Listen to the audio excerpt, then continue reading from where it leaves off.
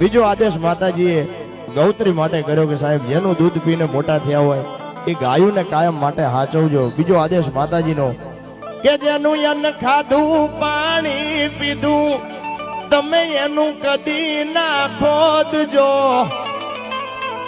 સાહેબ જેના ભેગા બે જેનું અન્ન ખાધું હોય જેનું પાણી પીધું હોય આપણાથી એનું કેમ ખોદાય?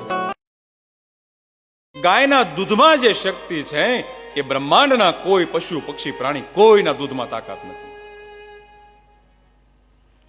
આપણી જે ગાય છે, ગીર ગાય કહો કે દેશી ગાય કહો, એના શરીર ઉપર એક ખૂંધ આવેલી છે.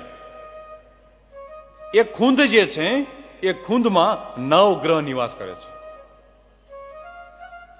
આપણે ત્યાં જે 9 ગ્રહ છે,